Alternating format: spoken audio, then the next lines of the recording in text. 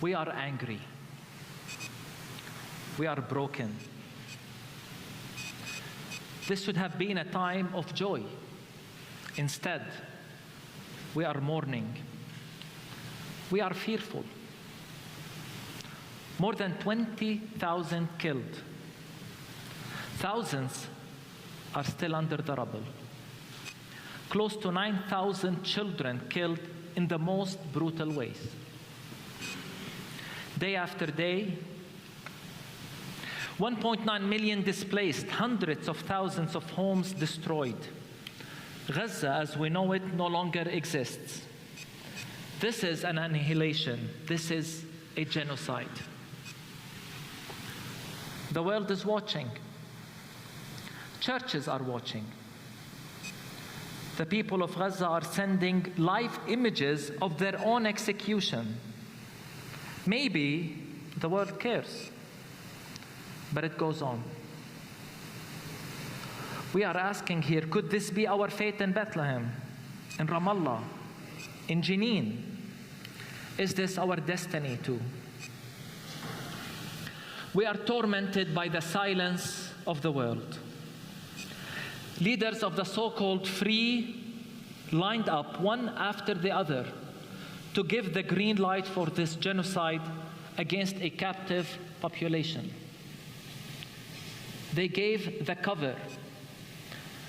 Not only did they make sure to pay the bill in advance, they veiled the truth and context, providing the political cover.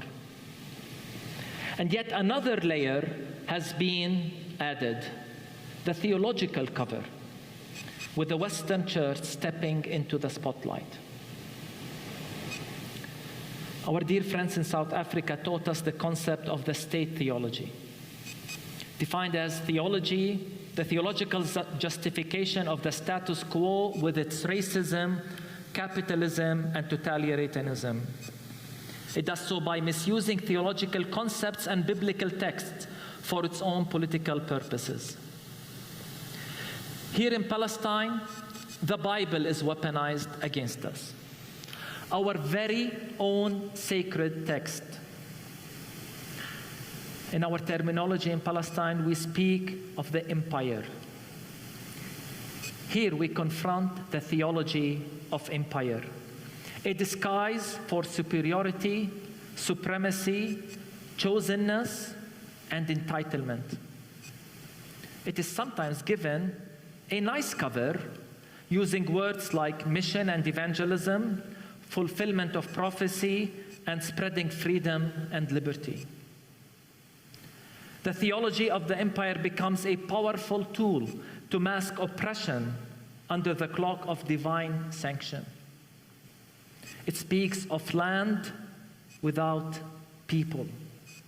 It divides people into us and them. It dehumanizes and demonizes the concept of land without people again, even though they knew too well that the land had people, and not just any people, a very special people.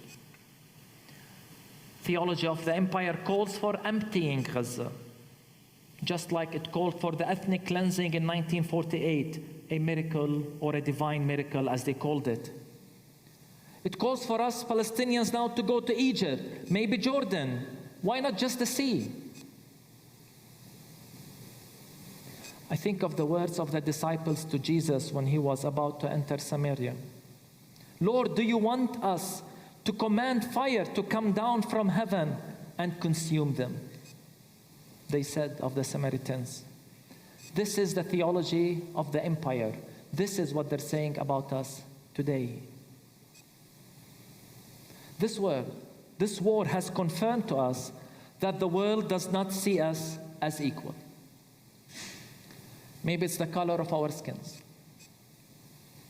Maybe it is because we are on the wrong side of a political equation. Even our kingship in Christ did not shield us. So they say, if it takes killing 100 Palestinians to get a single Hamas militant, then so be it. We are not humans in their eyes. But in God's eyes, no one can tell us that. The hypocrisy and racism of the Western world is transparent and appalling. They always take the word of Palestinians with suspicion and qualification. No, we're not treated equally. Yet on the other side, despite a clear record of misinformation, lies, their words are almost always deemed infallible. To our European friends, I never, ever want to hear you lecture us on human rights or international law again. And I mean this. We are not white, I guess. It does not apply to us according to your own logic.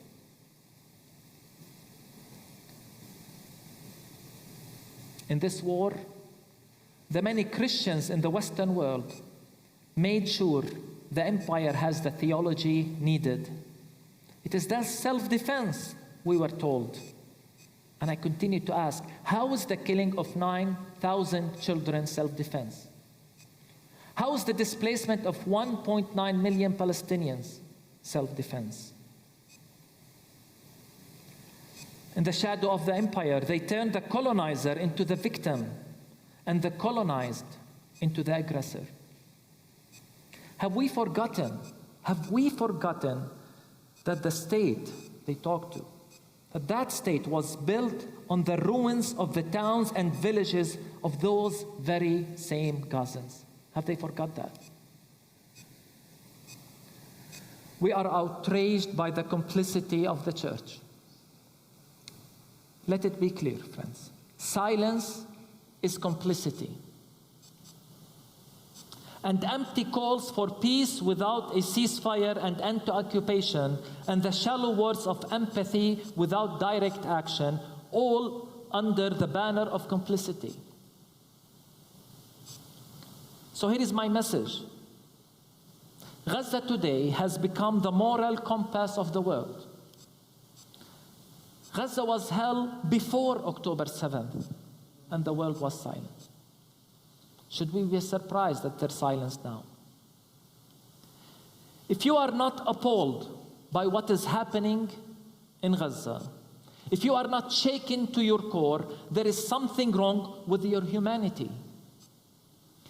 And if we as Christians are not outraged by the genocide, by the weaponization of the Bible to justify it, there is something wrong with our Christian witness, and we are compromising the credibility of our gospel message. If you fail to call this a genocide, it is on you. It is a sin and a darkness you willingly embrace. Some have not even called for a ceasefire. I'm talking about churches. I feel sorry for you. We will be okay. Despite the immense blow we have endured, we, the Palestinians, will recover. We will rise. We will stand up again from the midst of destruction, as we have always done as Palestinians. Although this is by far maybe the biggest blow we have received in a long time, but we will be okay. But for those who are complicit, I feel sorry for you. Will you ever recover from this? Your charity and your words of shock after the genocide won't make a difference. And I know these words of shocks are coming.